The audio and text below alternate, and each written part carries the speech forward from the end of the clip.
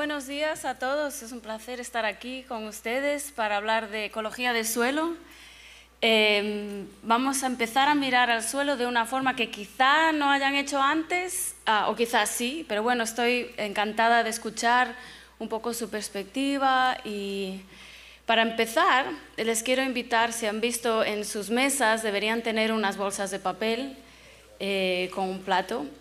Les quiero invitar a que las abran y que viertan el contenido de esa bolsa en el plato. No es almuerzo, no se ilusionen.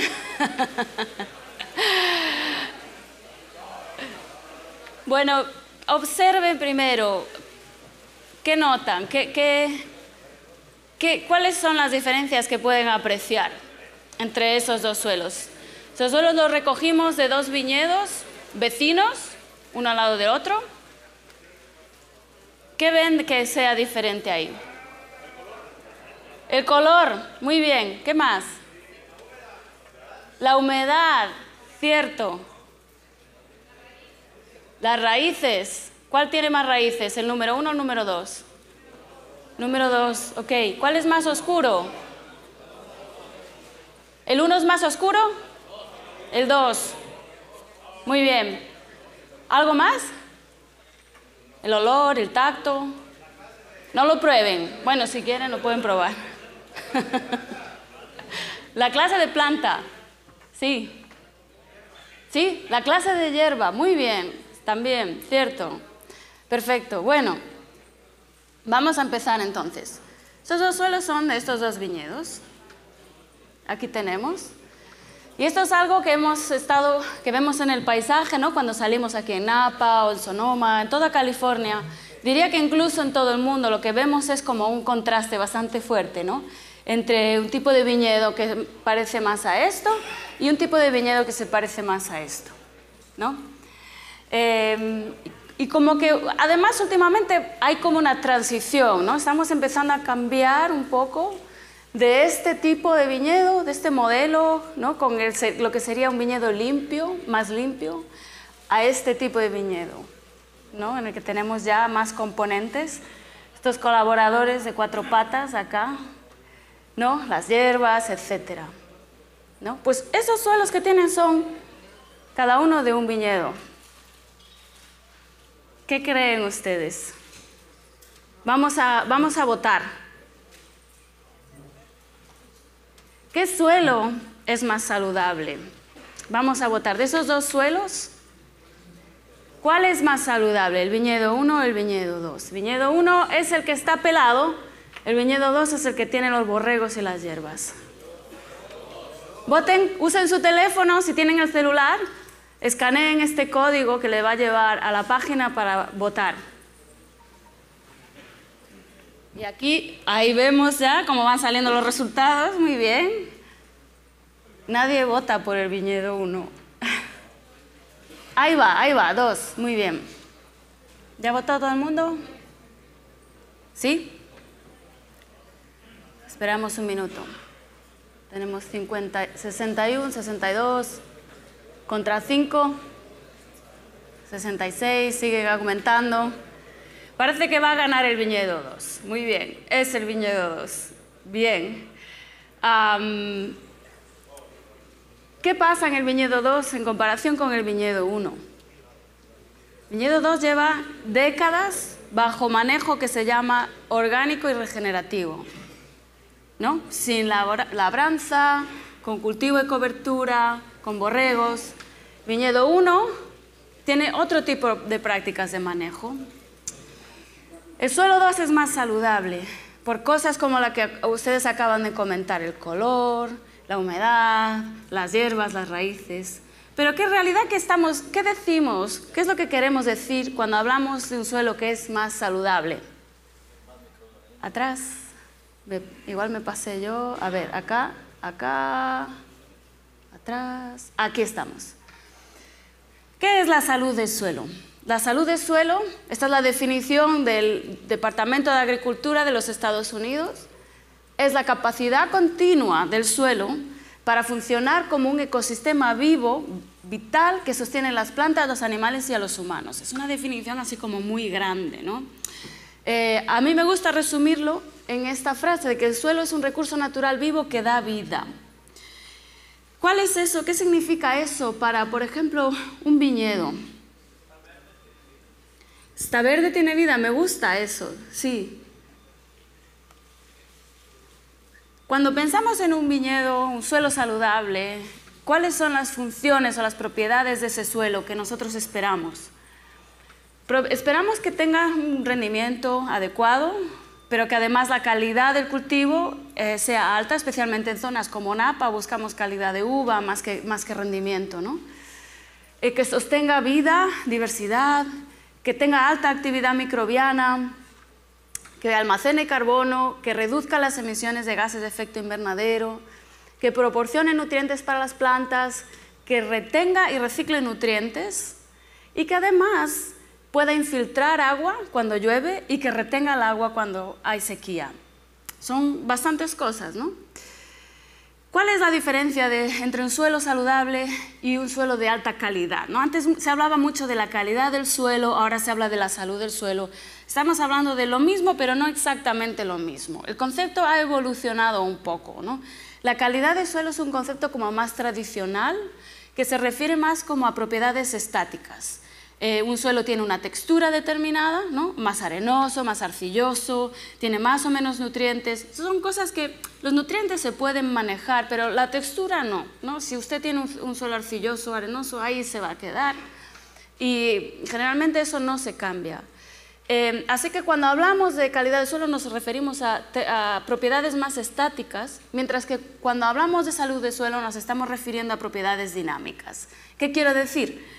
No tanto la cantidad de nutrientes que existen en el suelo, sino la capacidad de ese suelo para liberar los nutrientes y proporcionar esos nutrientes a la planta, ¿no?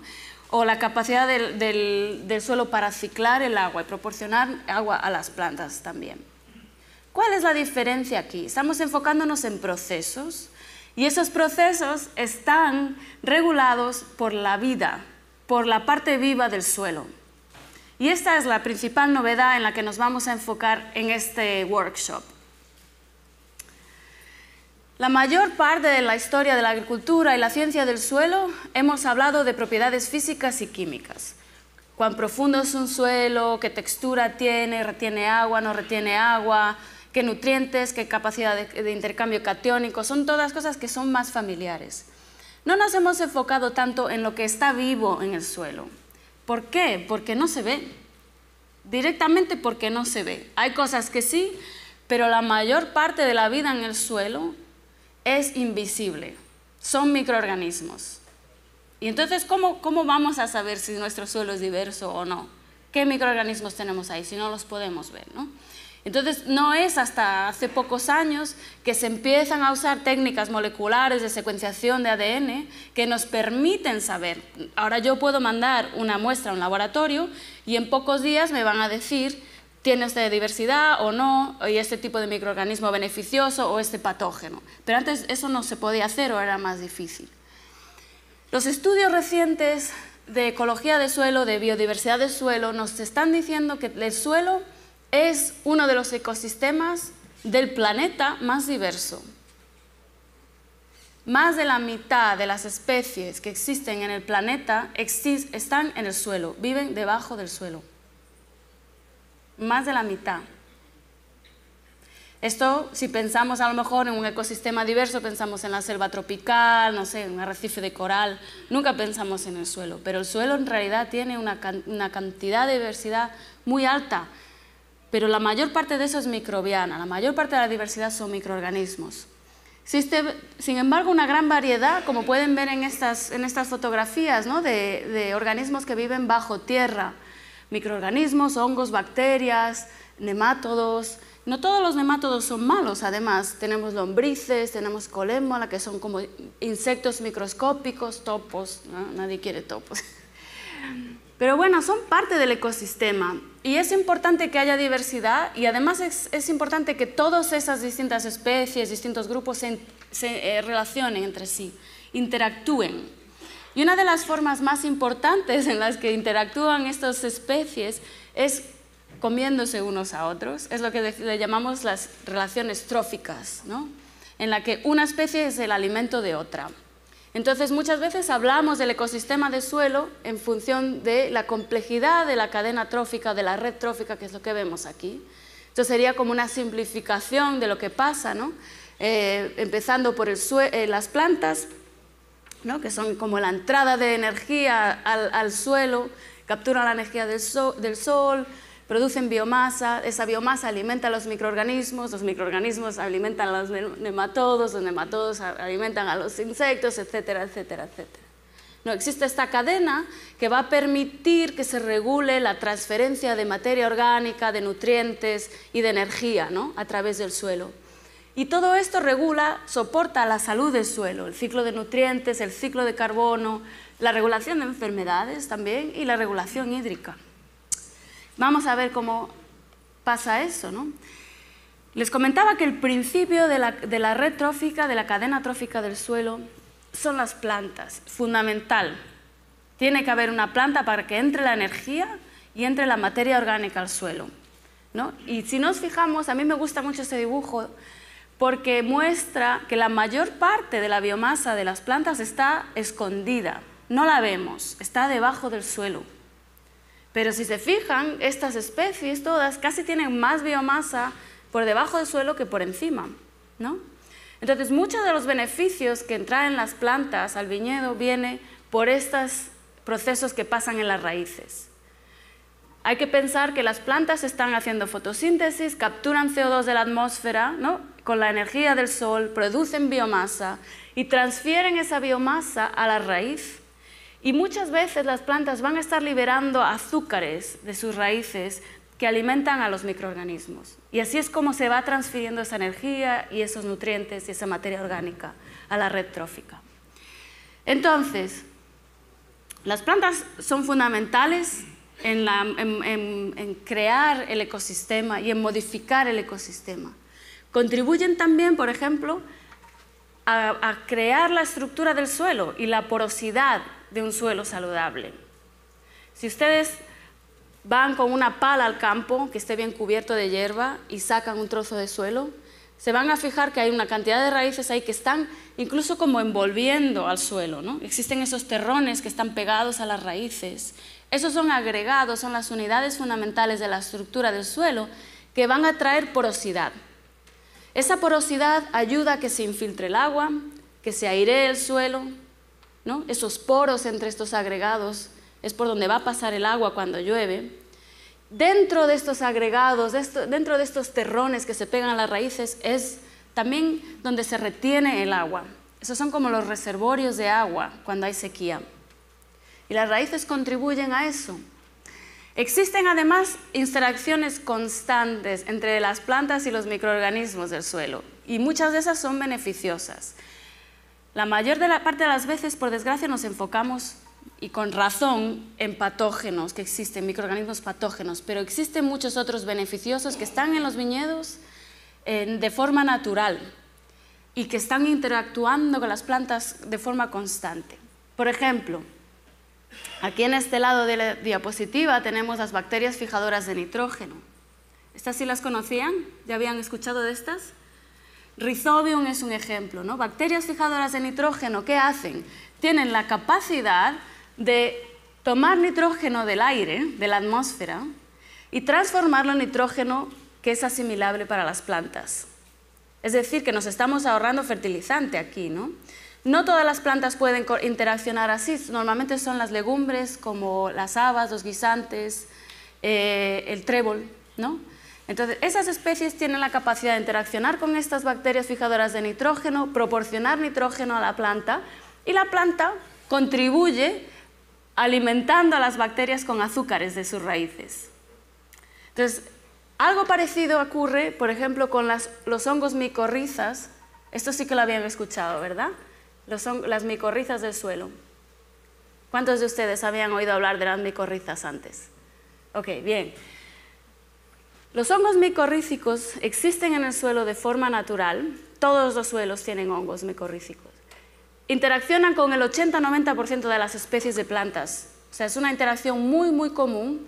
Colonizan a la planta, la raíz, serían estos hilos blancos que ven aquí. Y lo que hacen es extender la raíz. Es como una extensión de esas raíces que van a explorar un volumen de suelo mucho mayor y, por lo tanto, acceder a mucha más cantidad de recursos, nutrientes, agua, etcétera, que van a transportar a la planta. Y les voy ahora a enseñar un vídeo que muestra esos filamentos de los hongos en el suelo. A ver si le podemos dar ahí para que funcione. Que serían estos filamentos de aquí, serían como las células de los hongos. Estas son imágenes que están captadas bajo microscopio y con tinciones fluorescentes. Lo que le están mostrando es el tráfico que existe de nutrientes a través de esos filamentos, que son las células de los hongos, hacia la planta. O sea, que es como le llaman autopistas fúngicas, porque existe este transporte, ¿no? Es como una cadena de transporte de nutrientes y agua del suelo a la planta a través de estas células de hongos. Y se van a fijar de que a veces el flujo va en una dirección y a veces va en otra. Porque existe como una doble dirección en esta comunicación entre el hongo y la planta. El hongo toma nutrientes del suelo, toma agua y se los da a la planta. ¿Pero qué hace la planta? Le da azúcares, le da carbono al hongo para que el hongo pueda vivir, pueda crecer. El hongo no puede tener carbono por sí solo, necesita a la planta. Entonces es como una especie de relación simbiótica en la que los dos se van a beneficiar y que generan estas redes, avenidas, ¿no?, en el suelo en las que se transportan esos nutrientes y ese carbono. Esto no se ve, se puede ver porque tenemos ahora microscopios, ¿no?, así como muy fancy, y podemos tener estas imágenes en el laboratorio, pero esto pasa en todos los ecosistemas terrestres. Es una interacción natural. En el laboratorio donde trabajo en UC Davis hicimos análisis del contenido de micorrizas en viñas en toda la costa oeste. El 80-90% de las raíces de las vides están colonizados por micorrizas, de forma natural, sin inóculos. Son micorrizas nativas. Entonces, es interesante un poco entender cómo podemos facilitar estas interacciones, o por lo menos no impactar de forma negativa sobre estas interacciones. Ok, vamos a pasar a la siguiente diapositiva.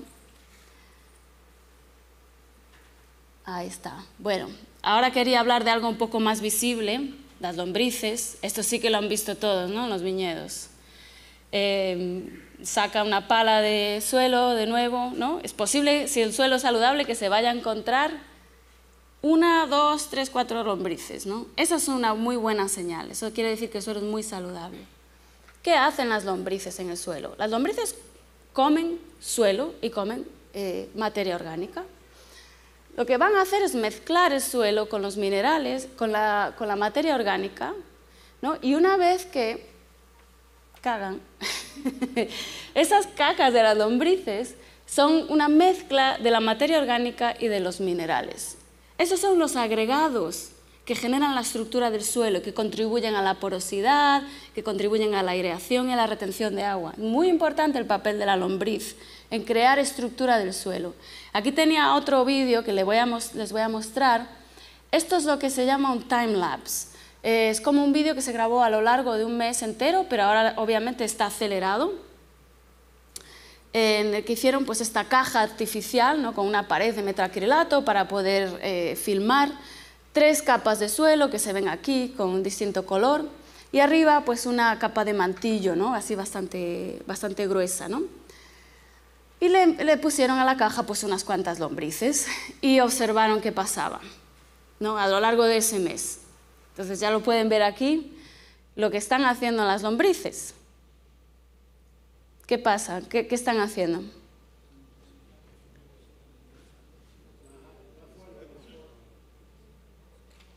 ¿Qué pasa con la hojarasca esa? Se la están comiendo, ¿no? Suben, comen, bajan, se mueven de arriba a abajo en el suelo, ¿no? Algunas se mueven de forma más horizontal, otras más de forma vertical, ¿Y qué pasa cuando hacen eso? Están mezclando la tierra. Le mezclan la tierra con la materia orgánica. Están incorporando la materia orgánica desde la superficie hasta adentro y la están mezclando con la tierra, ¿no? ¿Qué más? Generan galerías, túneles, que van a facilitar la infiltración de agua, ¿no? Cuando llueva, el agua se va a meter por ahí. Muy bien.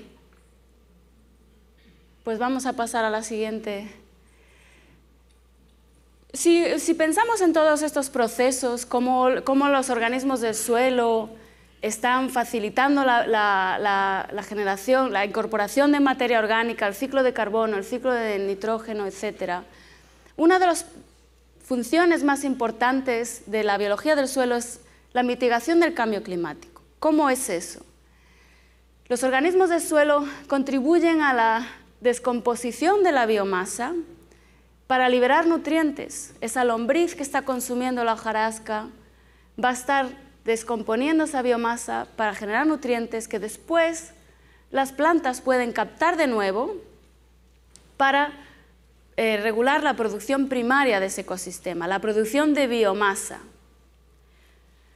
Cuando pasa eso, al crecer las plantas van a estar captando el CO2 de la atmósfera a través de la fotosíntesis.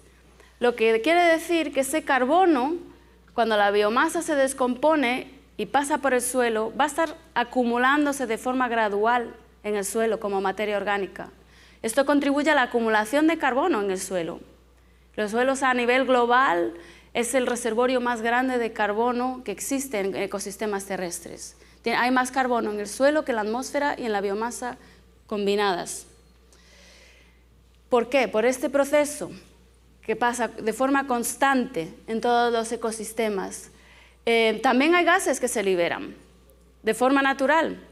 Los microorganismos respiran y producen CO2, producen también óxido nitroso, producen metano de forma natural, ¿no? Esos gases pueden ser de efecto invernadero, entonces también hay que entender cómo estamos afectando a este equilibrio entre procesos, captura y liberación de gases. Entonces, a lo largo del tiempo, estos procesos repitiéndose de forma natural van a estar regulando la composición de nuestra atmósfera. Y así ha sido en la historia del planeta. Si pensamos también en el suelo y cómo la porosidad del suelo afecta a la infiltración y a la retención de agua, el papel del suelo en la adaptación al cambio climático es muy importante también. Tenemos que pensar de lo que está pasando en California, que es, vamos, desde una sequía muy fuerte, muy extrema, a de repente llueve en una semana y cae todo el agua que no ha caído en un año, ¿no? Lo que se llama el latigazo climático. Cada uno de los dos escenarios tiene unos problemas asociados. Mucha sequía no es bueno, mucha lluvia de repente tampoco, se va a encharcar el viñedo, etc. Un suelo saludable puede ayudar a captar el agua de la tormenta, acumularla en el suelo, retenerla, ¿no? Y después proporcionársela a la planta. Bien, ahora que hemos aprendido todo esto de la biología del suelo, de los procesos que regulan los suelos, tengo una pregunta para ustedes. ¿Cómo se puede mantener el suelo vivo? ¿Qué podemos hacer, ahora que sabemos la importancia de la biología y la vida en el suelo? ¿Qué podemos hacer para mantener el suelo vivo? Tenemos otra encuesta. Les voy a pedir que saquen el teléfono de nuevo y escaneen este código QR y les va a llevar a la página donde pueden escribir lo que quieran. Esto es respuesta libre. Escriban qué creen que tenemos que hacer para mantener el suelo vivo. ¿Qué prácticas que hay que hacer o a lo mejor que no hay que hacer? En su experiencia, ¿qué puede contribuir a mantener la biodiversidad, la actividad de microorganismos? Evitar químicos, menos pesticidas, cultivación, no tocarlo, me encanta. Eso fue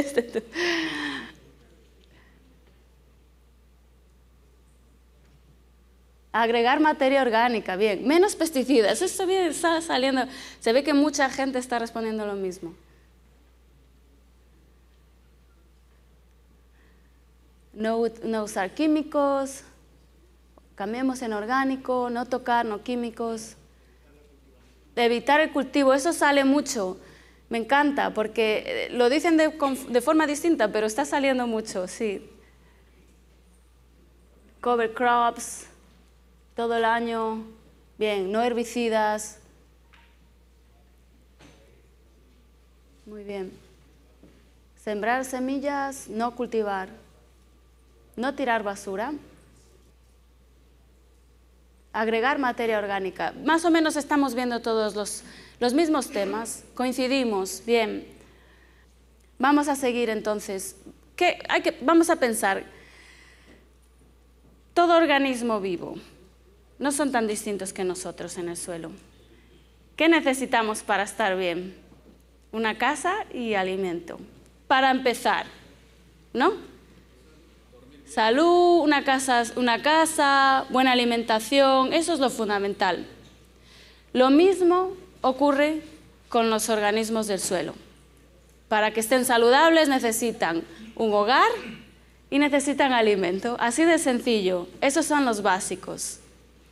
Entonces, hay que pensar entonces cómo podemos proporcionar esas dos cosas, ¿no? A los organismos del suelo.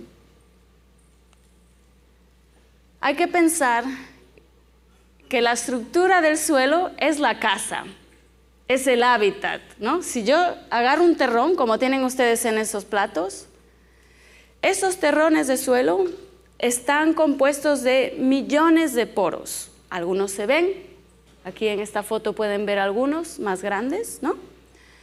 La mayor parte no se ven, son microscópicos, pero están ahí. El suelo no es compacto, ¿no? Si usted lo rompe, se va a deshacer. Eso es porque tiene poros dentro. Esos poros son las casas. Es como si piensa usted que este terrón es un edificio de apartamentos, donde viven ahí todos los microorganismos, todos los microinsectos, etc., ¿no? En un pedazo de suelo que cabe en la palma de la mano, tenemos ahí viviendo billones de bacterias, cientos de metros de hifas de hongos. Las hifas son las células de los hongos que se parecen, son filamentos, son como hilos muy finos. Si yo los pongo uno al lado del otro, alcanzo a cubrir 100 metros o cientos de metros, solo con las hifas que existen en este pedazo de suelo. Miles de protozoos y cientos de microartrópodos, como este que hay aquí. No se ven, pero ahí están. Entonces, proteger la estructura es proteger el hábitat de toda esa diversidad. Cuanta más variedad tengamos entre poros grandes, pequeños, etc., vamos a tener más diversidad. ¿Cuáles son los principios entonces de manejo que pueden apoyar a esta estructura del suelo y proporcionar alimento a la biología del suelo? Uso de enmiendas orgánicas, que ya lo mencionaron ustedes también, minimizar la alteración del suelo, cero labranza, maximizar la diversidad de cultivos, mantener el suelo cubierto, mantener raíces vivas todo el año e integrar la producción de ganado. Esto es nuevo, vamos a hablar de esto más tarde. ¿Cómo podemos cumplir estos principios? Lo primero son las plantas, las cubiertas vegetales. Ya hablamos antes de que son fundamentales para alimentar el ecosistema, ¿no? La planta trae la materia orgánica, trae todos esos azúcares que se van a liberar para los microorganismos del suelo. Las raíces proporcionan esos azúcares, ¿no? Entonces, cuando hay cultivos de cobertura, cubierta vegetal, normalmente hay más diversidad, más actividad biológica. Eso lo vamos a ver de forma muy clara. Ahora, cubierta vegetal puede ser muchas cosas. Puede ser vegetación espontánea, puede ser algo que se siembre a lo mejor una vez cada 3 años o todos los años, ¿no? Hay muchos niveles de cubierta vegetal. Lo importante es tener plantas que cubran el suelo.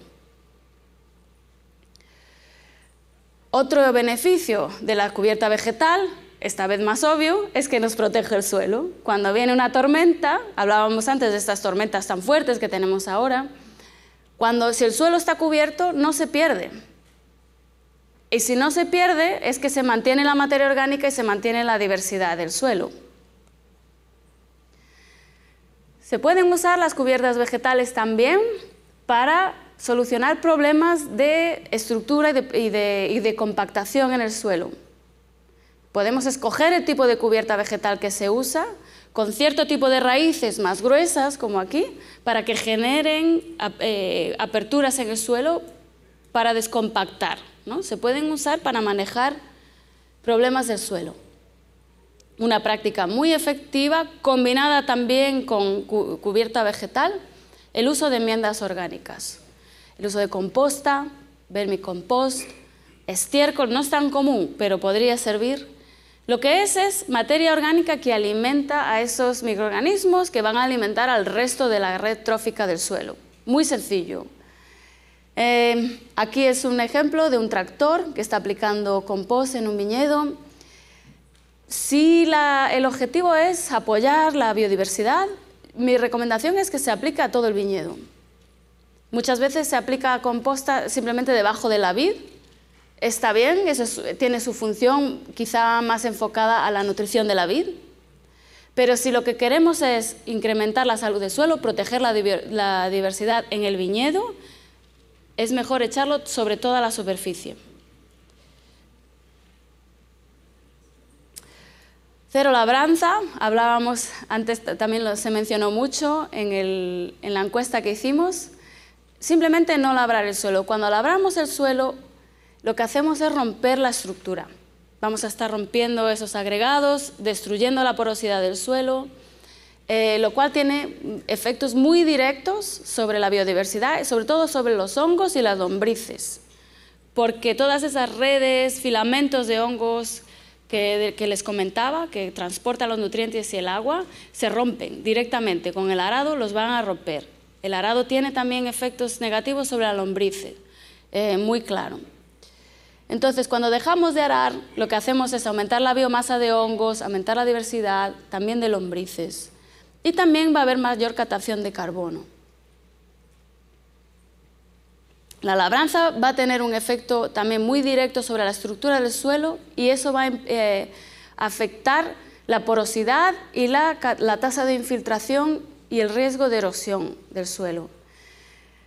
Si pensamos en un suelo con buena estructura, como en esta foto, cuando se labra mucho, se van a estar rompiendo esos agregados y se va a convertir en esto. Se va a generar una costra, seguramente también lo hayan visto.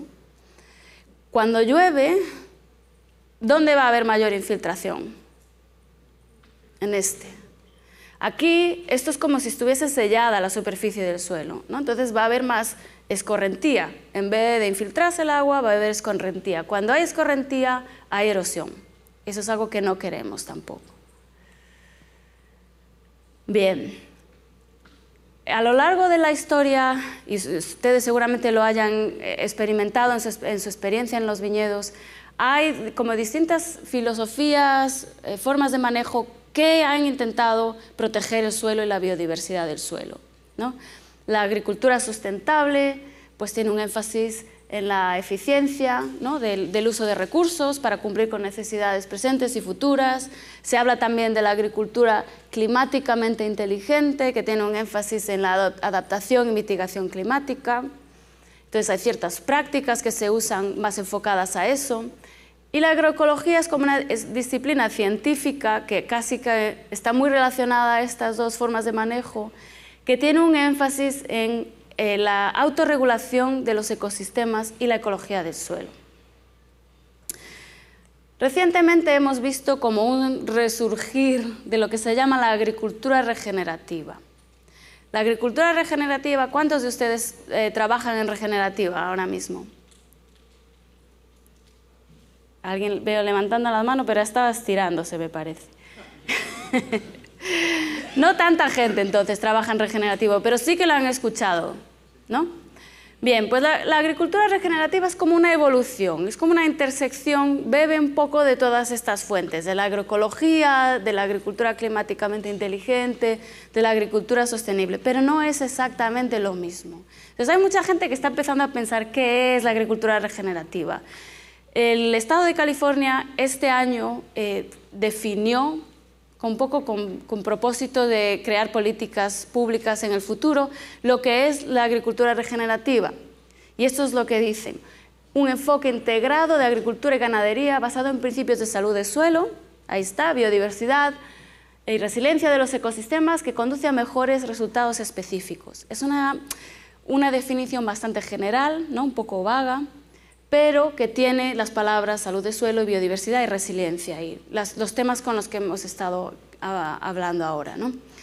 Una de las propuestas de la agricultura regenerativa no es tan distinto a esas prácticas más tradicionales de uso de composta, cero labranza, cultivo de cobertura, etc.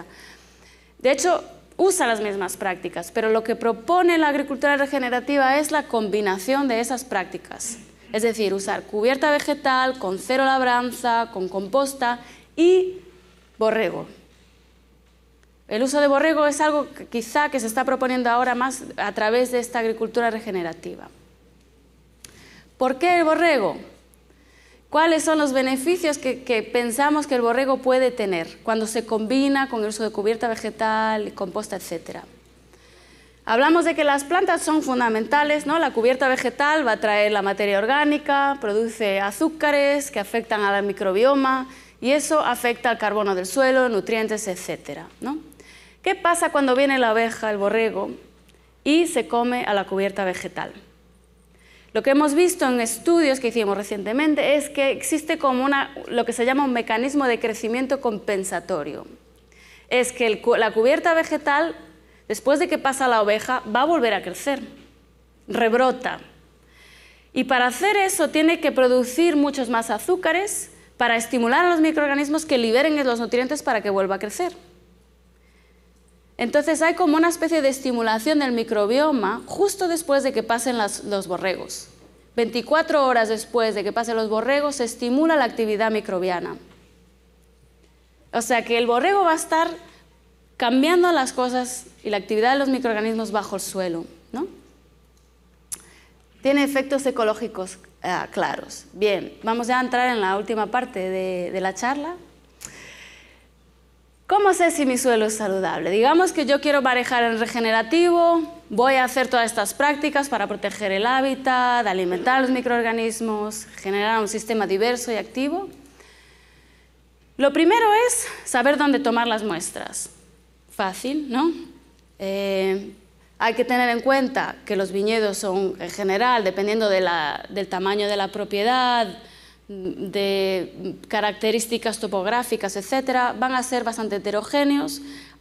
Seguramente dentro de la misma viña haya bastantes tipos de suelo, entonces hay que tener en cuenta eso, muestrear en los distintos tipos de suelo del viñedo y después tener en cuenta heterogeneidad a pequeña escala. Existe heterogeneidad en salud del suelo a pequeña escala entre el suelo en la entrehilera y bajo la vid. ¿Dónde creen que va a haber suelo más saludable? ¿Aquí o aquí? ¿La entrehilera o bajo la vid? La entrehilera, ¿quién vota por entrehilera? Levante la mano. ¿La vid? Es la entrehilera. Generalmente lo que vemos es que la entrehilera tiene más materia orgánica porque es donde está la cubierta vegetal. Cuando se planta cubierta vegetal normalmente se hace en la entrehilera. Eso trae más materia orgánica, lo que trae más nutrientes, más diversidad, más abundancia de organismos, etc.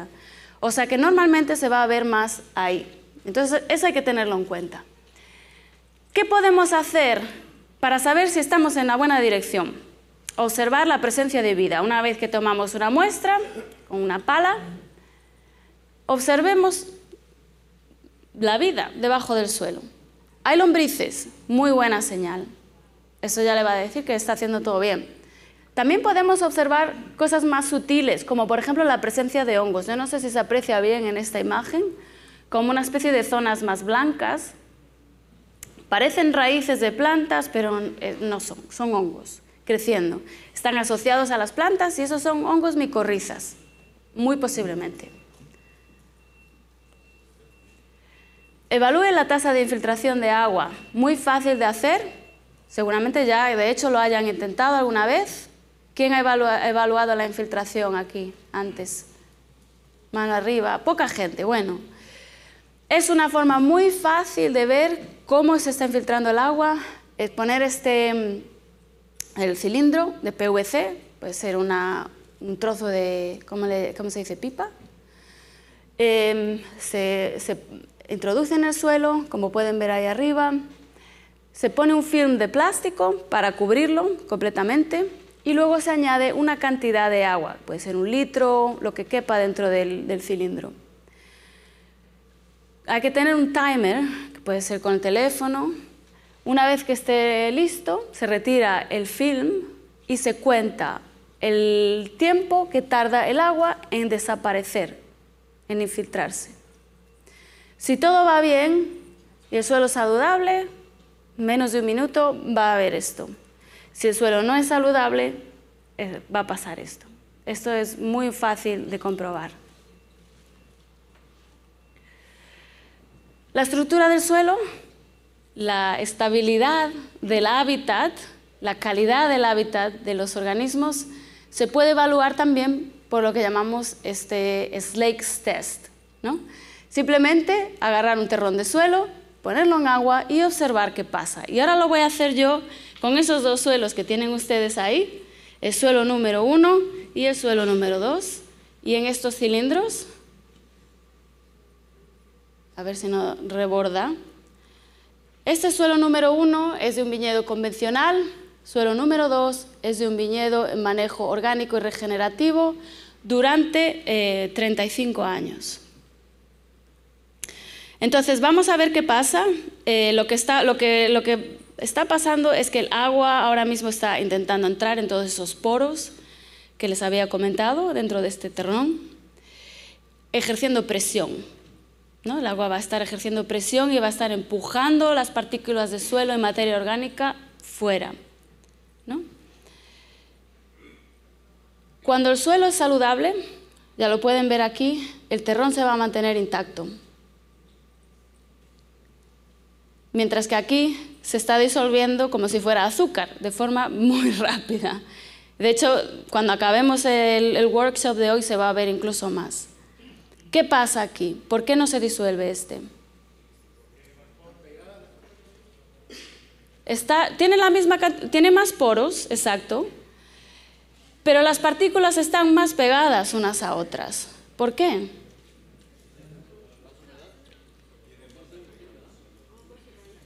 Los hongos y las raíces, bien, va por ahí. ¿Pero qué hacen los hongos y las raíces? Envuelven el suelo, exacto, unen las partículas entre sí, las pegan.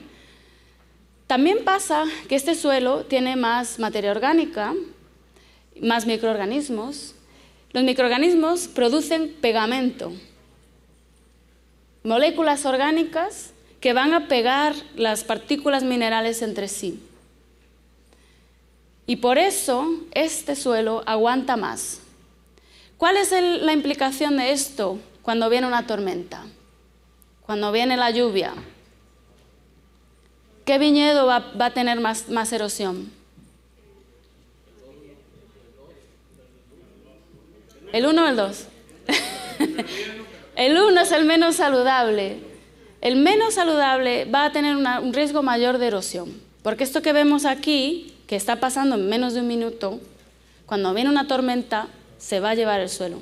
Si no está cubierto, si no tiene buen nivel de materia orgánica, se va a disolver y se va a lavar. Mientras que este va a permanecer más o menos protegido. Esto les animo a que si tienen viñedos con distintos tipos de manejo, lo prueben, porque es muy fácil, simplemente con un mason jar, y lo llenan de agua y añaden ahí el terrón de suelo y va a ver lo que pasa. Y eso, ya le digo, estos son metros de diferencia, un viñedo al lado de otro. Es el mismo suelo con distinto manejo de 30 años. Y estos son los resultados. Podemos volver igual a esta imagen al final, vamos a seguir con la presentación. Esta que le mostraba aquí, entonces es más o menos lo mismo con mason jars, ¿no? Y esto es un suelo cero labranza convencional al final de la prueba y labranza reducida, o sea que se ven los efectos de forma bastante clara. Y por último, les voy a proponer algo bastante inusual. Entierren sus calzones. Tienen que ser de algodón, eso sí, de buena calidad, no pueden ser sintéticos, nada de plástico. ¿Qué pasa con los calzones de algodón? Se descomponen. El algodón es natural, es una fuente de materia orgánica y de alimento para los microorganismos y toda la red trófica del suelo. Entonces, esto es algo que de hecho es muy fácil de hacer. Entierren los calzones ahora, de algodón, de nuevo, y sáquelos el año que viene, cuando empiece la temporada. A ver qué pasó. Les animo a que hagan eso. Esta es una prueba muy fácil de hacer que le va a dar una indicación de la actividad biológica que tienen en el suelo. Y tiene una comparación muy buena. Esto obviamente es del Midwest, ¿no? Es un ambiente distinto, cultivos distintos, más humedad, pero también funciona aquí, se puede ver aquí. Si los entierran ahora, empieza la lluvia, van a estar creciendo el cultivo de cobertura y ahí el suelo va a estar más activo. El año que viene, cuando empiece el bud break, sáquenlos a ver cómo está el asunto. Y si puede comparar dos viñedos, mejor. Dos calzones, exacto. Bueno, por último, les quiero compartir un recurso aquí, también del estado de California. Si quieren usar el QR code, les va a llevar directamente a este documento. Muchos de ustedes están interesados en analizar, enviar sus muestras a un laboratorio para que les diga la diversidad microbiana. Y entonces, ahí como que es un poco difícil saber qué tipo de test escoger. ¿Qué es lo más fácil? Si yo quiero saber si mi suelo es saludable, ¿qué tipo de test me va a dar la información que yo necesito? Entonces, como hay muchas opciones, este documento aquí le resume muy bien, en esta tabla en concreto que está hacia el final, resume muy bien los distintos tipos de análisis que se pueden hacer, análisis de ADN, análisis de nemátodos, fosfolípidos, etc. Y cuáles son los resultados que pueden obtener y para qué valen, ¿no? También les quiero animar a que visiten la web de Napa Valley Grape Grower Association o de Farm Worker Foundation, porque está disponible en inglés y en español ahora, gracias al apoyo del Farm Worker Foundation, esta guía de manejo de suelo, en la que van a tener información básica sobre qué es la salud del suelo, qué indicadores podemos utilizar y cómo medirlos. Y está disponible gratis también para que ustedes la puedan descargar y utilizar. Les animo a que la usen. La guía fue escrita por la doctora Noelimar González, que fue una alumna de tesis en mi laboratorio, y doctor Miguel García del Napa RCD, que posiblemente ya conozcan porque está muy involucrado también con temas de salud de suelo. En resumen, ya voy a acabar. Hay que pensar que con el manejo de suelo en un viñedo estamos cultivando la vid, pero también estamos cultivando la vida del suelo. Entonces, ¿cómo podemos hacer para que nuestro suelo sea saludable? Existen muchas prácticas de manejo que se pueden utilizar, que van a proteger el hábitat, van a proveer alimento para los organismos, pero las prácticas hay que escogerlas en función de los recursos que se tenga y de lo que se pueda hacer. Es decir, si no se puede plantar una cubierta vegetal exuberante, a lo mejor simplemente con mantener la vegetación espontánea en el viñedo es suficiente, ¿no? Si no se tiene a disposición composta, ¿cuál es el otro tipo de enmienda orgánica que sí existe cerca que se pueda usar? A lo mejor es otro tipo de materia orgánica, ¿no? Que sea más fácil de usar. Hay que medir la eficacia de las prácticas de forma regular, yo diría que una vez al año, siempre en la misma época. Nosotros, por ejemplo, nos gusta muestrear y medir la salud del suelo en primavera, alrededor de bud break, porque ahí es cuando el suelo está más activo, generalmente, empieza a hacer calor, la cubierta vegetal está verde. Entonces eso es una buena época. Y si quiere saber cómo está haciendo las prácticas, mida la salud del suelo una vez al año.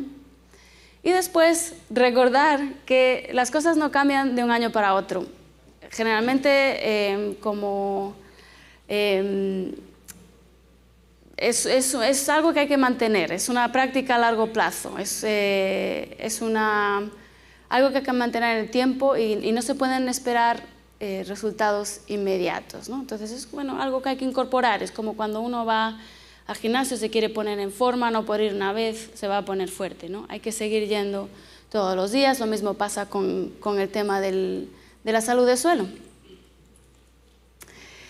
Y hasta aquí, entonces, muchas gracias. Y si tienen preguntas, encantada de responder, ayudar o discutir si tienen alguna idea, sugerencia. Me encantaría escuchar qué han estado haciendo en sus viñedos también.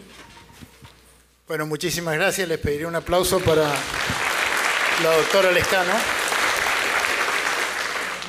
Y antes de ir a las cientos de preguntas que seguro van a tener, quisiera hacer más o menos, como hicimos en la otra charla, un panorama de cuáles son los puntos así más importantes, cómo fue desarrollando ella la charla. Primero empezó con una definición de lo que es algo nuevo para muchos de nosotros, que es la salud del suelo, y un poco el contraste con la calidad del suelo. ¿Qué tan importante son los habitantes del suelo en construir esa salud del suelo? ¿Y qué condiciones son las más propicias para que esos habitantes vivan contentos y felices ahí? Y por otro lado, y en eso opinamos mucho nosotros, que estuvo muy buena la idea de que nosotros mismos opináramos, ¿cuáles son las prácticas que son más conducivas a que suceda este aumento en la salud del suelo, que se aumente la salud del suelo? Que algunos decían, bueno, no pesticidas, no labranza, etcétera, etcétera. Después, por supuesto, bueno, se hablaron de las prácticas que conducen a aumentar la salud del suelo, y después cómo evaluamos la salud. Y algo que es revelador es que nadie necesita un super laboratorio de suelo, un frasco de vidrio, un terrón de arena, de suelo, y ver cómo se disuelve una pequeña pipa de PVC. Y si el suelo está demorando 2 horas en infiltrar esto, hay algo mal que estamos haciendo, ¿sí? Entonces no es tan difícil. Eso para mí es revelador porque realmente está al alcance de nosotros hacerlo. Después tocó sobre indicadores de suelo. ¿Qué es lo que vamos a mirar en el suelo? Dijo, bueno, pongan una pala, si ven lombrices quédense tranquilos. Si hacen lo de la infiltración y demora mucho, preocúpense. Ese tipo de cosas. Y nos llevó a una página del CDFA, del Departamento de Alimentos y Agricultura, donde hay indicadores que son los que tenemos que mirar. Aparte mencionó recursos en español, que sería muy valioso que empezáramos a explorar nosotros como trabajadores del viñedo, que están a nuestro alcance. Y después, bueno, resumió las conclusiones, de la cual la que me parece muy importante es el tema de tener paciencia. A diferencia de las agriculturas súper convencionales, la agricultura que es regenerativa, orgánica, sostenible, pongámosle el nombre que le ponemos, es una agricultura que trata de restituir el suelo a su estado más natural posible. Porque si hay algo que es cierto, por más que seamos convencionales, yo trabajo un viñedo en un modo muy convencional en cuanto a labranza, pero si hay algo que es cierto es que la naturaleza es el modelo de sostenibilidad más perfecto que conocemos por ahora. No digo que sea perfecto, pero es lo más parecido a lo sostenible, lo que es un terreno natural, que no se ha cultivado nada, que está con el bosque, con la pradera o con lo que tenga. Entonces, lo que hizo el trabajo en la naturaleza no fue de un día para otro. De esa misma manera nosotros también tenemos que estar preparados para que la cosa lleve un tiempo, 1, 2, 3, 4 años, para ir cambiando de un suelo que ha sufrido el impacto de la agricultura convencional a tener los beneficios de una agricultura más natural, regenerativa o sostenible. Entonces no creamos que es una cosa que es de acción y reacción. No es como cuando le falta nitrógeno a la planta en la agricultura convencional, ¡pum!, nitrato de amonio. Son cosas muy de remedio las que hacemos en nuestra agricultura convencional. Esto es más de crear el ambiente donde la planta se crea un buffer, digamos, entre las inclemencias climáticas o lo que fuera y la salud del suelo y de la planta. Es como que es más resiliente, ¿ok? Así que bueno, ahora quisiera que el que tenga alguna pregunta la haga y si no, empiezo a preguntarles yo. Una pregunta, ¿en qué tiempo o en qué mes es cuando se recomienda empezar a poner campo? La pregunta, pues estaba sin micrófono, ¿en qué tiempo o en qué mes se recomienda poner compost? Mi recomendación, yo creo que existen más beneficios cuando se aplica conjuntamente con la cubierta vegetal. Entonces, a esta época, el fall, después de la cosecha, cuando se siembra la cubierta vegetal, poner compost en el suelo yo creo que es lo mejor, porque va a estar fertilizando no solo la vid, sino también la cubierta vegetal, y ahí es cuando se van a venir mayores beneficios, va a crecer más, etc. También cuando no se labra, el agua que cae ahora en fall y en invierno ayuda a que la composta se incorpore, ¿no? Entonces no necesita labrar para incorporar la composta, sino que en la misma agua de lluvia va a ayudar a que se mueva dentro del suelo. Hay otra pregunta. Muchas Sí. personas dicen que cuando lo pones y empieza a llover, se va muy por debajo de las raíces y lo desperdicias. ¿Qué tan cierto es? Voy a repetir la pregunta porque está sin micrófono, pero es que hay personas que objetan que al hacerlo en el otoño, en el fall, las lluvias incorporan demasiado ese compost y se va por debajo de la superficie de exploración de las raíces, del nivel de exploración de raíces, entonces no se puede usar o se desperdicia. Puede ser. Nosotros hicimos alguna prueba que medimos cambios en el carbono que venía del compost durante 2 años, después de la aplicación de composta, bajaba hasta 1 metro de profundidad, ¿no? Aplicado en la superficie, 2 años después se detectaba 1 metro de profundidad. Entonces sí que se baja, pero no todo. Y igual tiene un beneficio, igual va a ser usado por la microbiota del suelo, etc. Y también hay que pensar que la raíz de la vid está profunda, entonces en cierto modo también queremos que el compost eventualmente vaya un poco más a profundidad. Otra pregunta. Sí. ¿Cuántas veces Me gusta que se te hagas tantas recomienda aplicar campos al año? ¿2 veces, 3 veces? Ya. Yo diría que de forma ideal, para mantener la biodiversidad, 1 vez al año. No hay que aplicar mucho, pero si se puede aplicar ahora en fall, 1 vez al año, mejor. ¿Y qué tal la cantidad? ¿Cuánta cantidad es recomendable? ¿O depende del terreno? Depende un poco. 4 toneladas, por ejemplo, está bien. 4 toneladas por acre. Yo creo que el CDFA está recomendando... Hay que mirar un poco... tienen recomendaciones en su website, pero depende un poco, hay que ver la relación carbono-nitrógeno de la composta. Si es alta, se puede aplicar más. Si es baja, se aplica menos. Entonces, relación carbono-nitrógeno, yo creo que por debajo de 12 se pueden aplicar entre 4 y 6 toneladas. Si tiene una relación carbono-nitrógeno mayor, podrían estar aplicando 8 a lo mejor. Pero bueno, mayor cantidad de composta, mayor beneficio, pero quizá no haga falta aplicar 8 toneladas o más todos los años. Yo diría que a lo mejor menos y más frecuente es mejor. Ok, Sí. quisiera hacer una aclaración. ¿Quiénes están familiarizados con ese concepto de la relación carbono-nitrógeno? Sí. Levanten la mano. Ok. No sé si la quieres explicar, si no, les doy una explicación así. Ya, la expliqué ayer en clase. O sea, muy simple. La materia orgánica está compuesta fundamentalmente, el elemento principal es el carbono, y hay mayor o menor complejidad de las sustancias orgánicas, ¿no es cierto? Sustancias orgánicas pueden ser hidrato de carbono, como el azúcar, el almidón, o pueden ser proteínas. Cuando aumenta la complejidad, digamos, hay otros elementos, y específicamente el nitrógeno, que forma parte de esos compuestos orgánicos. proteínas, aminoácidos, péptidos, esos nombres quizás no sé si algunos los hemos escuchado, otros no, tienen además de carbono, tienen nitrógeno y oxígeno, ¿sí? Bien, el carbono y el nitrógeno son necesarios para la mayoría de los seres vivos del planeta, ¿sí? El carbono nos da energía y el nitrógeno hace que podamos producir proteínas.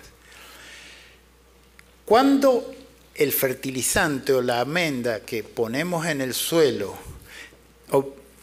tú te has referido a la relación carbono-nitrógeno al suelo, ¿no es cierto? En el compost. En el compost. Sí. Cuando la amenda que estamos poniendo, el compost, el agregado que estamos haciendo, tiene una determinada relación de carbono-nitrógeno, o sea, si viene con mucho carbono, supongamos que tenga, típico del compost que viene más bien de material vegetal y poco viene, me imagino, del animal. De animales. Por ejemplo, los lugares donde se producen leche, en la Argentina le llamamos tambo, no sé cómo le llaman ustedes, pero hay mucho compost que se produce con el estiércol de las vacas que están produciendo leche. Eso es mucho más rico en nitrógeno que un compost que viene solamente de producto vegetal, que viene de producto de del bark, de la corteza de los árboles.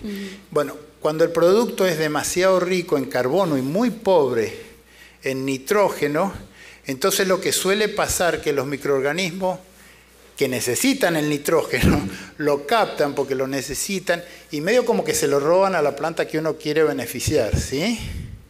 Cuando el compost tiene una relación de carbono-nitrógeno más baja, o sea que hay más nitrógeno que carbono, el proceso es al revés. Creo que está bien lo que dije. Sí, tal cual. Porque los microorganismos son muy buenos en mantener el suelo, pero son seres vivos. Están todos los seres vivos más o menos consumiendo lo mismo, ¿no? La planta necesita nitrógeno, los microorganismos también.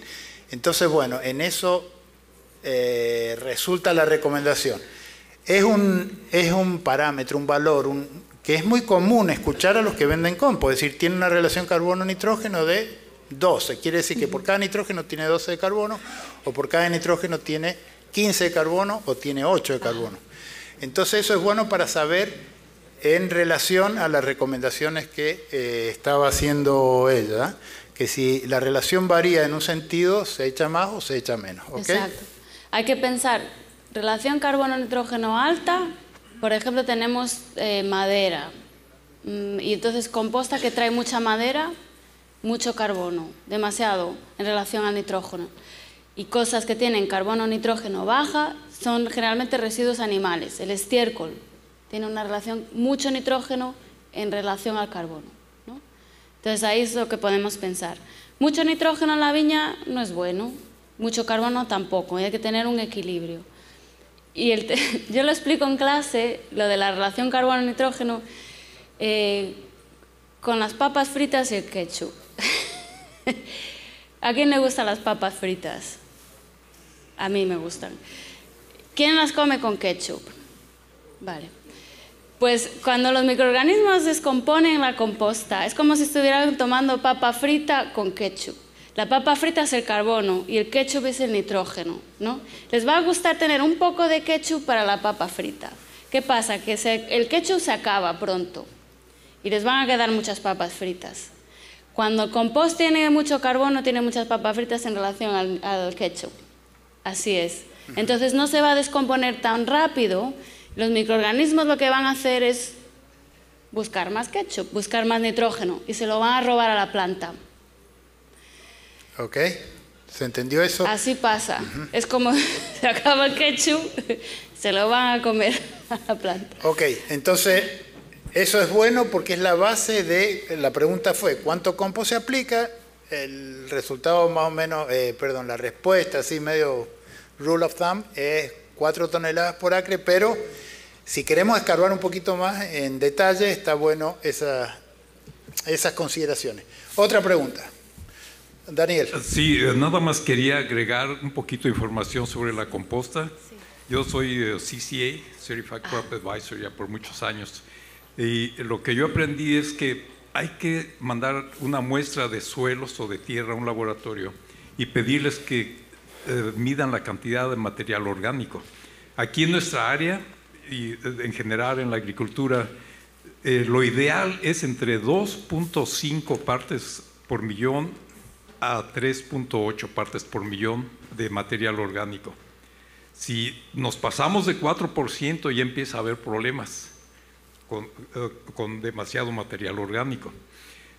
Aquí la recomendación es, dependiendo cuánto sea el nivel, puede ser desde 1 tonelada por acre si tienen ya demasiado material orgánico, puede ser hasta 4 o 6 toneladas. Ha habido personas que han aplicado hasta 18 toneladas de composta por acre, pero ¿qué pasa? Que esa composta se sienta arriba y conforme se descompone va segregando como una gomita y sella la superficie del suelo y se reduce la respiración. Y ya después empezamos a ver 1 o 2 años después las matas medias amarillentas, saturadas, porque ya es tanto microbio que empieza a vivir, empiezan a devorar el nitrógeno. Y luego 4 o 5 años más tarde de repente lo sueltan y vemos que se quemaron la mitad de la uva, las bolitas, las flores. ¿Por qué? Porque liberó demasiado nitrógeno. Así es de que vale la pena consultar con expertos de nutrición. Muy bien, muchas gracias, Daniel. Otra pregunta. Ok, allá, muy bien, adelante. ¿La agricultura regenerativa cómo afecta el nitrógeno disponible para las levaduras a la hora de llegar a la vinícola? Ok, estamos hablando de levaduras que van a fermentar el vino, ¿sí? Ya. Ok. La pregunta es cómo afecta la agricultura regenerativa al nitrógeno que va a afectar a la levadura para la fermentación. No sé.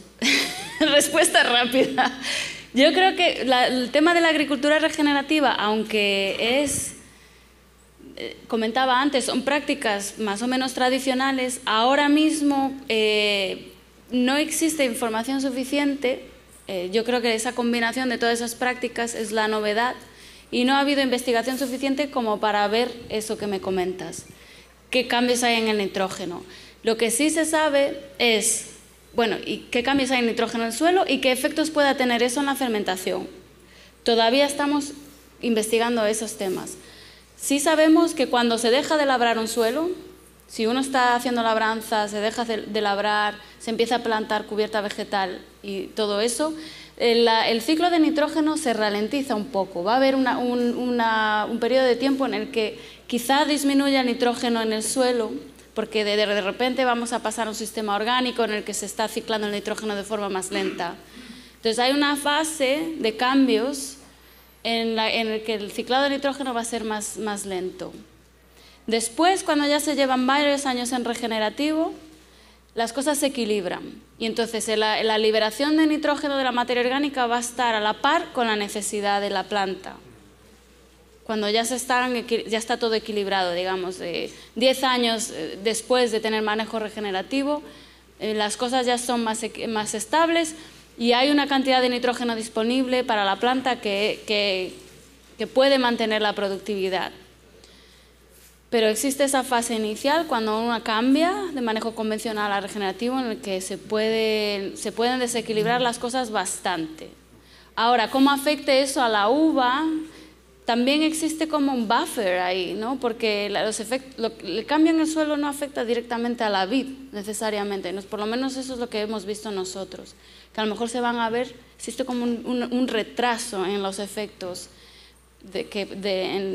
un retraso en la relación entre lo que pasa en el suelo y lo que pasa en la vid, como que la vid tiene un efecto un poco más retardado, entonces a lo mejor a 5 o 6 años sí se va a ver un cambio en la vid. Pero todavía estamos investigando esos temas y está bien interesante. Yo quisiera continuar en la pregunta que has hecho en esto. La doctora Lescano mencionó que ahora con las técnicas de ADN o DNA se puede ver muy fácilmente, fácil ver las poblaciones. Y realmente son técnicas que se han hecho, se han facilitado muchísimo. Y hay mucho en el mercado ahora que ofrecen, te investigo el suelo, hay algunas cosas serias, hay otras cosas menos serias, pero sí hay intentos de, digamos, como todo tiene que ver con todo, en el sentido de que todo impacta a todo, nada es un hecho aislado sin impactar lo demás. Es cierto que, digamos, se puede hacer la hipótesis de que una planta creciendo en un estado determinado tenga un ambiente en su racimo que sea conducivo a no sé, un cierto tipo de Saccharomyces, de levaduras que no a otros. Sobre todo cuando se habla de fermentaciones naturales, donde uno no adiciona levadura. Es un tiro larguísimo, ¿no? Desde el suelo, decir qué pasa en la planta para que pase en la flor, qué pasa en la... Pero seguramente hay alguna relación, que hoy quizás no estemos en condiciones de estudiarla y que la tecnología todavía no nos dé los suficientes elementos como para llegar a una conclusión. Pero la pregunta es relevante porque no me extrañaría que en un futuro, si yo estoy todavía vivo, vea a alguien que diga, bueno, este efecto en el suelo termina modificando la microbiota del racimo en tal forma que, no sé, que tengo levaduras naturales mejores que las que hubiera tenido en un sistema convencional. No me extrañaría que pasara. Hoy por hoy todavía falta. ¿Sabes qué pasa también? Que faltan estudios a largo plazo. Nosotros los trabajos que hacemos son a 3 años, porque también es lo que dura la financiación que nos dan. Es el dinero que les dan. Sí. Exacto. Entonces, 3 años, se acaba el proyecto, pues ya está, pero no sabemos qué pasa después. Entonces, en 3 años, nosotros, por ejemplo, hicimos ensayos con composta, con borregos, con cero labranza, y analizamos cambios en la uva, calidad de uva. No vimos nada. En el suelo sí. Cambian las cosas, lo que te comentaba antes, el nitrógeno disponible puede bajar, subir, en la uva no. Entonces no sabemos exactamente y estamos ahora intentando como mantener los ensayos que tenemos de más de 4 o 5 años para ver exactamente cuáles son los impactos en la uva y en el vino también, claro. ¿Alguna otra pregunta, por favor? Allá, Daniel.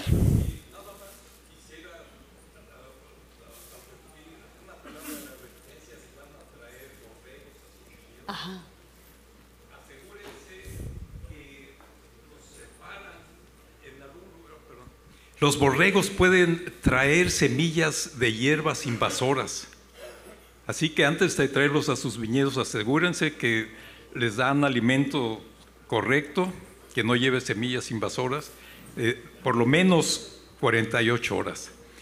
En el Valle de Sonoma, en el Valle de Napa, en Marin County, empezaron a traer borregos. Y fue cuando se nos vino el Italian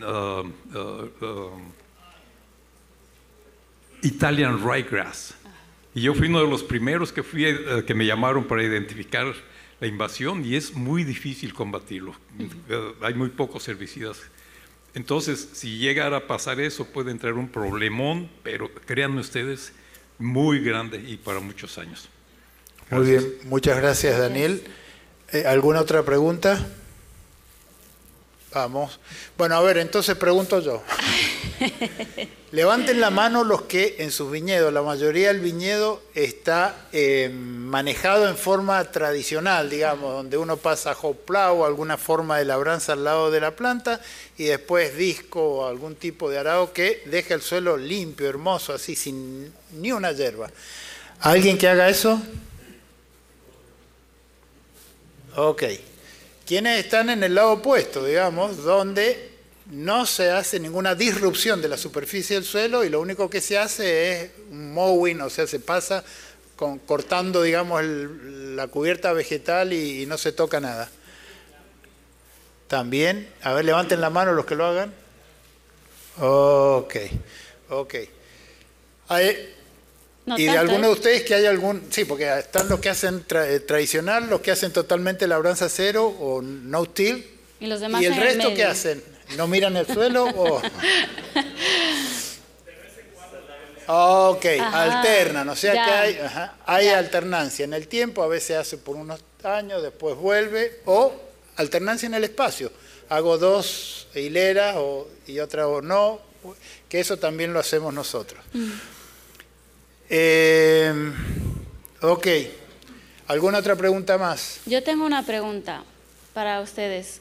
De los que hacen prácticas de manejo regenerativo, ¿qué funciona y qué no funciona? A mí me interesa porque muchas veces como que tenemos estas ideas geniales, o vamos a meter borregos en las viñas, y no, en teoría debe funcionar, pero hay problemas, ¿no? Y ustedes los ven. Entonces me gustaría un poco saber cuáles son los principales problemas, impedimentos, ¿no? De hacer todas estas prácticas de los borregos, de hacerlo labranza, sí. Allá. Lo que experimentamos este año, también pusimos muchas borregas Sí. en un viñedo que se llama Bangio. Y sí tiene buenos beneficios, pero también dañan mucho las borregas por atraerlas ahí. Lastiman mucho el sistema de irrigación, hay que repararlo, entonces eso tiene Ya. un costo también adicional por hacer eso. Ya. Entonces Muy sí bien. tiene beneficios, pero al mismo tiempo también tiene costos adicionales. ¿Algún Buen otro punto. que te haya tenido experiencia con borrego, ovejas y haya tenido problemas? Daniel, bueno, ya el que comentaste, me imagino. No. Entonces hay que pasar otra vez cortando el pasto después, ¿no? Porque no les gustan todas, ya. Algunas vienen con gusto medio exquisito, ok. Cambiando el tema, ya no los borregos, ovejas, sino pasando a los que labran y no labran. ¿Hay alguien que haya visto un aumento en el incidente de roedores, digamos, ya sea de gophers, de ardillas, de voles o ratas? Levanten la mano. Claro, yo quiero compartir mi experiencia. Yo trabajo en un lugar donde veníamos haciendo labranza tradicional por 1 siglo y medio, más o menos. Y llegó un consultor que nos dijo, no till. Y fue de la noche a la mañana, y discúlpenme la comparación, pero yo digo que fue como haber transicionado la pubertad de la noche al otro día, más o menos. Pues fue un shock tremendo. Y porque en realidad implica para los que tenemos que manejar el viñedo, implica la adopción de máquinas nuevas, de una forma totalmente distinta de trabajar. Y que lo primero que uno encuentra es problemas. Lo más fácil que nos resulta a nosotros es quejarnos de algo. Así que lo primero que hice fue quejarme.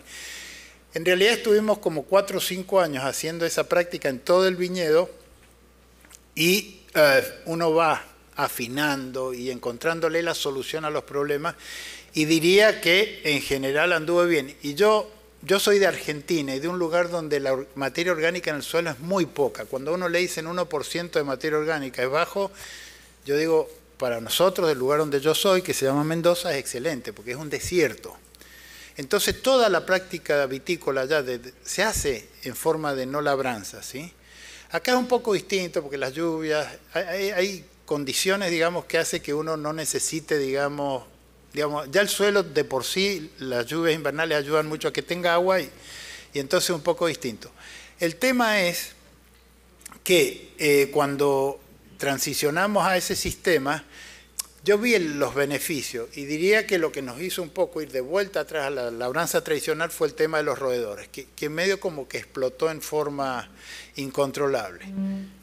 Vuelta a la labranza tradicional, uno empieza a ver que el suelo decae y se degrada. Es difícil relacionarlo con la productividad, porque no es todo tan así, que esto resulta en esto, pero yo soy consciente de que si no hay vida en el suelo no está en buenas condiciones. Entonces ahora lo que estamos haciendo, lo que alguien mencionó por ahí, alternando, digamos, haciendo un tillage más reducido. Por ejemplo, tenemos viñedos donde labramos 1 de cada 3 surcos o hileras. Entonces, alternando eso con los años, mejora un poco. No es tanta paliza que le damos al suelo. Y una lección importante que me parece que es lo que tenemos que aprender de lo que ella dijo, es que la mayoría, yo diría que todos los procesos del suelo, cuando uno piensa que está fertilizando el suelo para que la planta lo tome, etcétera, etcétera, todos los procesos están mediados, están facilitados, están procesados, digamos, están involucrados los microorganismos. Si no hay vida en el suelo, si el suelo es un desierto en términos de vida, no hay ningún proceso que haga que el nitrógeno que está en una materia orgánica se convierta en un nitrógeno disponible para la planta, ¿sí? Entonces, por lo menos si ese mensaje nos queda, creo que hemos ganado mucho en esta sesión, que si no hay vida microbiana en el suelo, no hay procesos de disponibilidad de nutrientes, ¿ok? Muy buen mensaje. Y a mí me gustaría también resaltar que para llegar ahí hay muchos caminos. y no exactamente lo que le recomienden, ¿no? Que alguien que venga de otra región, ¿no? o tenga otro tipo de suelo, va a funcionar en su viñedo, ¿no? Y hay muchas formas de llegar al mismo punto, muchos caminos para llegar al mismo punto. Lo que nos tenemos que enfocar es en la salud del suelo. El suelo tiene que tener materia orgánica, diversidad, actividad. Entonces, un poco intentar pensar qué es lo que yo puedo hacer con los recursos que yo tengo y que funciona en mi viñedo para llegar ahí. Y eso, pues, puede tener muchas formas. Y eso es lo que nos tenemos que enfocar. Más que en labranza, borregos o lo que sea. Quisiera dar un par de anuncios y después vamos a darle un aplauso a la... Una pregunta antes de que... Sí. Como nosotros teníamos un rancho que no habían plantado nada, eran 4 acres. Entonces el patrón dijo, lo vamos a hacer orgánico, no queremos nada, no vamos a meter buireros. El problema fue que en cuanto plantamos, como no había otros viñeros alrededor y empezó a llegar la sequía, empezaron a llegar todos los topos de alrededor. Y el primer año que plantamos perdimos 1,800 plantas. Bueno, a veces se trata de un poco balancear todas esas cosas, ¿no? Y no se puede ser orgánico perfecto el primer año. Hay que ir poco a poco. Y claro, siempre va a haber decisiones que tomar, ¿no? En las que haya, bueno, pues cosas que se pueden hacer y cosas que no. Y hay que seguir eso, distintos caminos. Lo importante es estar en el buen camino. Ok, ahora los anuncios antes de despedir a Cristina Lescano. Va a haber comida afuera a partir de las 12, o sea, en 4 minutos más. Lo trae el muchacho alegre y todo lo que trae, justamente que hemos estado hablando de compost, es compostable. O sea que por favor les pedimos que los desechos, me imagino será plato incluido todo, se echen en el contenedor del compost. Y no se vayan sin visitar las mesas de recursos comunitarios que están afuera, como por ejemplo el Napa County Health and Human Services, Songbirds for Vineyards Health, UC Davis, Vineyard Health for UC Davis, Up Valley Family Center. Si tienen curiosidad sobre lo que se necesita para comprar una casa, pueden también acercarse a Rate Mortgage Lending. Y las siguientes presentaciones van a empezar a la 1 de la tarde y revisen la planilla que hice a continuación. No se olviden de llenar la encuesta, por favor, si no lo han hecho, y de que les escaneen el nombre, por favor, si no lo han hecho. Y un aplauso para Cristina Lescano, por favor. Gracias. Antes de irse les voy a dar otra tarea. Escaneen esto, por favor, y aquí les van a acceder a la guía de manejo de suelo y de salud de suelo en español, que gracias a la Napa Valley Farm Worker Foundation hemos traducido y está ya disponible para que la puedan descargar gratuitamente. Gracias.